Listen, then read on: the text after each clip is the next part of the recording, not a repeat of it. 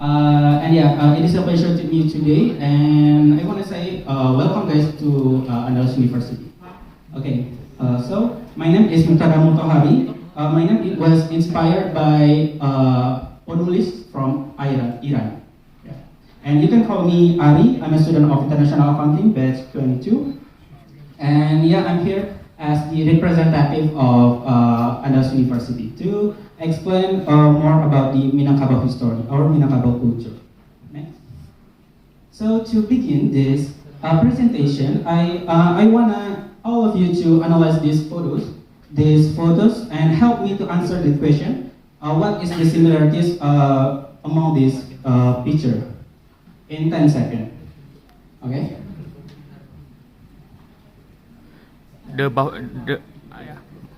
So maybe does anyone to help me to answer the question? It's correct, the horn, because if we look at the shape of the roof, if you look at the crown on the woman, it's similar to buffalo horn or tanduk kerbau. So ini sangat berkaitan dengan sejarah Minangkabau, yaitu dengan tanduk kerbau. Next.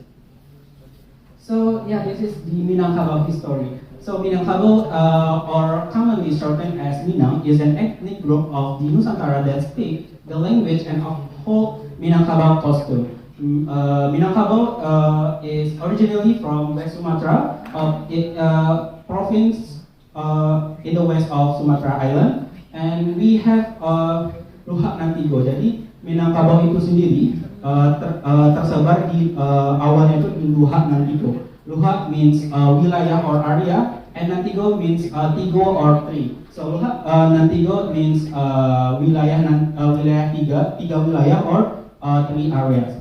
And we have Luhak Tanah Datar, Luhak Agam, and Luhak 50 Kota. Namun seiring berjalan waktu, Minang people are known to migrate a lot. Jadi orang Minang itu dikenal sangat suka untuk melakukan migrasi.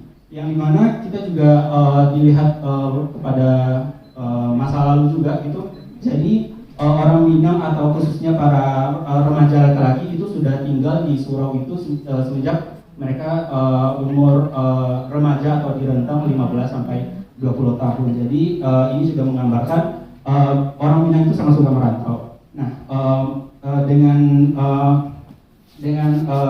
merantau itu persebarannya itu terbagi di Riau, Jambi, Jakarta hingga Malaysia atau negeri sembilan Malaysia, and we already know from Norman from Pariaman, and juga melakukan rantau dari West Sumatra. So let's talk about the Minangkabau. So Minangkabau itu sendiri comes from two words, Minang and Kabau. That means Minang means wings or menang, and Kabau means buffalo or kerbau. So Minangkabau means kerbau yang menang or the winning of buffalo. Jadi pada zaman dahulu kenapa adanya Minangkabau itu terjadi karena adanya pertarungan antara kerbau penduduk serta penduduk dan kerbau dari kerajaan Majapahit. Jadi dengan menangnya kerbau dari penduduk lokal, jadilah Minangkabau. Next. So this is the philosophy of life. Jadi orang Minang itu teman-teman semua sangat memegang tubuh yang namanya pepatah ini adat basandi syarat basandi ketabullah, or in English custom is based on Sharia is based on the Quran. Jadi this means Minangkabau value is not like contradict with the teaching of Islam, but custom and religion is going hand in hand atau relate each other. Jadi selalu berdampingan antara adat or custom dan agama gitu.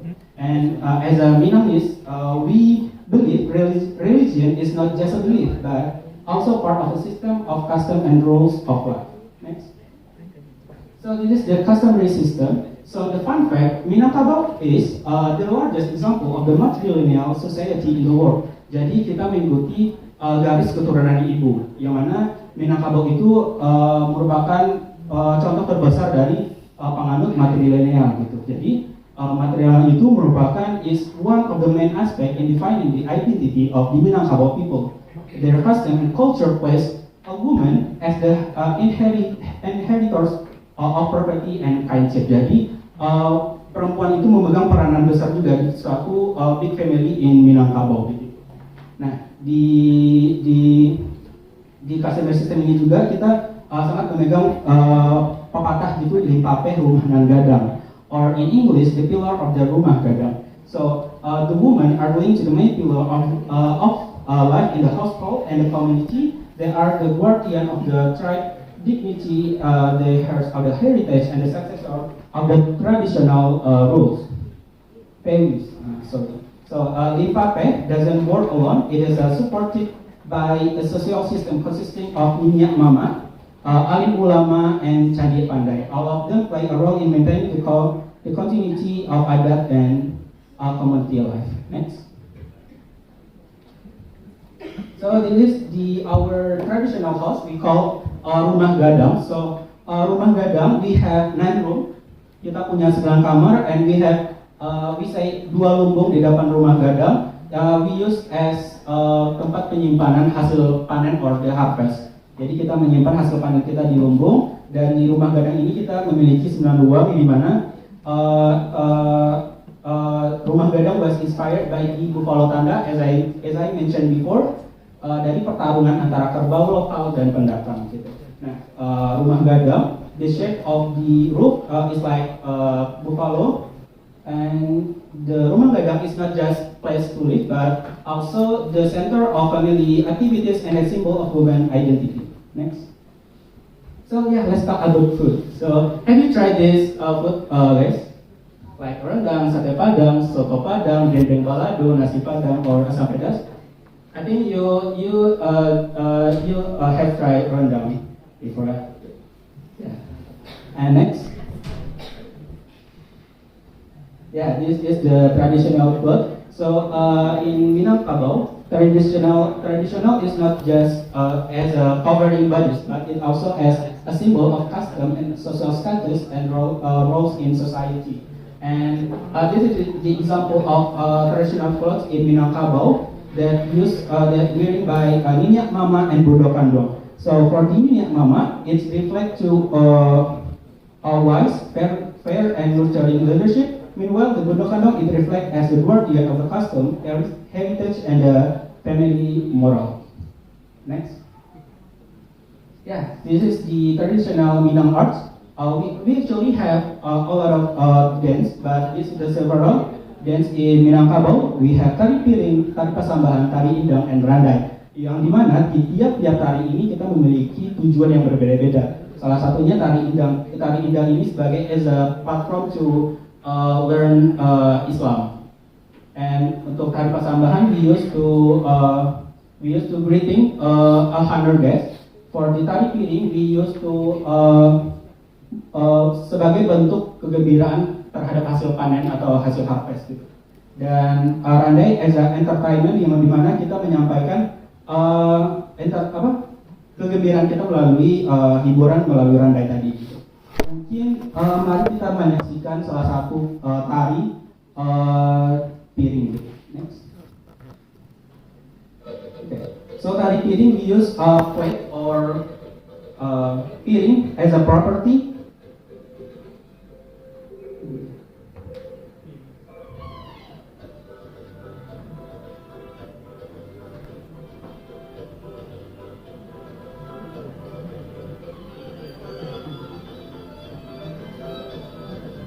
Dan as you can see in the screen, kita punya pecahan pecahan piring di depan yang nantinya di akhir tari ini bakalan diinjak oleh penari gitu.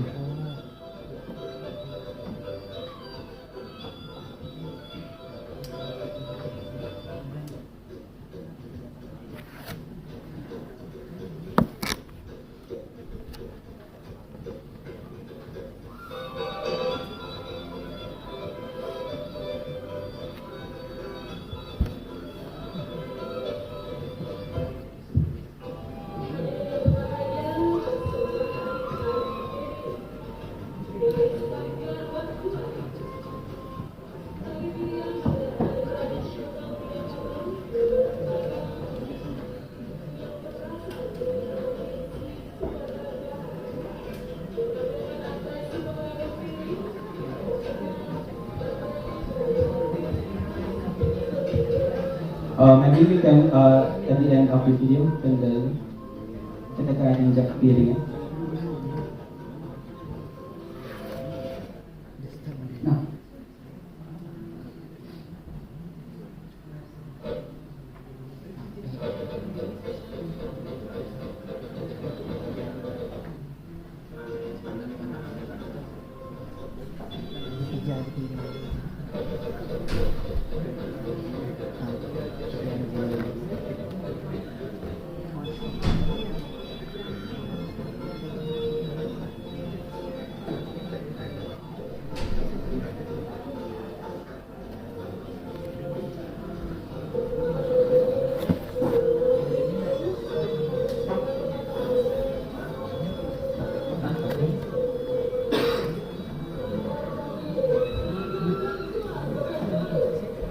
ini salah satu keunikan dari tari piring. Jadi kita menginjak pecahan atau piece of the plate gitu, tanpa melukai kaki dari penari itu sendiri.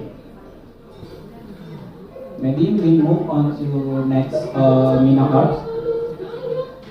So we also have the music instrument, saluang, talempong, and gadang tambo. And let's see how to use saluang.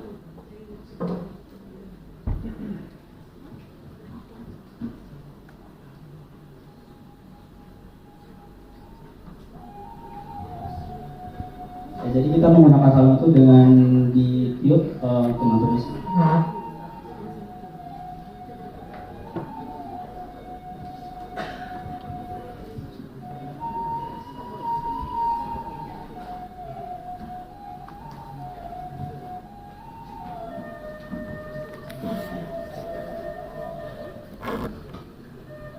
Okay, that's about the saluang. Next. And we also have traditional ceremony. We have tabui, turun mandi, and bataga panghulu. So tabui is originally from Pariaman. Is a tradition held every 10 Muharram in Pariaman to commemorate the death of the grandson of the Prophet Muhammad. And for the turun mandi is a traditional ceremony to welcome a newborn baby, usually held when the baby is 14 days old. And the last one is Bataka Panghulu. It's like the process of appointing a man as a Panghulu or as a leader in our big family of Minangkabau. Next. Yeah, this is the last stage.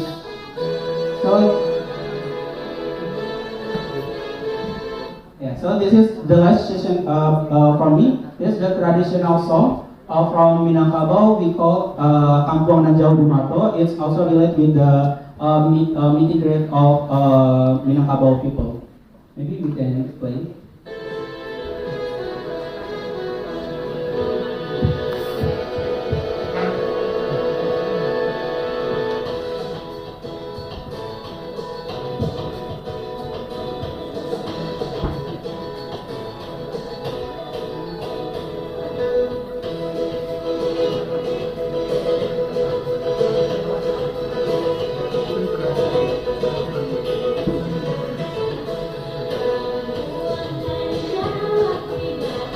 Can sing together?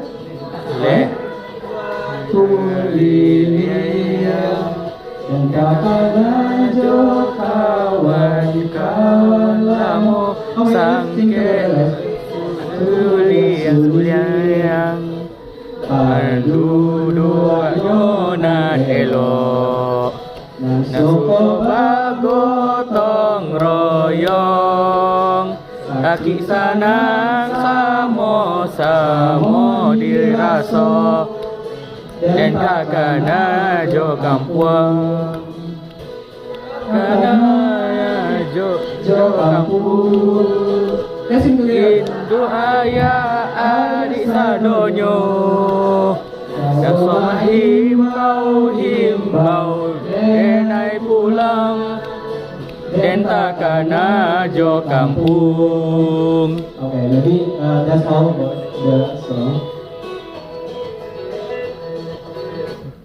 Okay, next so that's all for me about the Minangkabau culture. If you have a question, maybe you can raise your hand or you can contact me by Instagram, LinkedIn, or the email.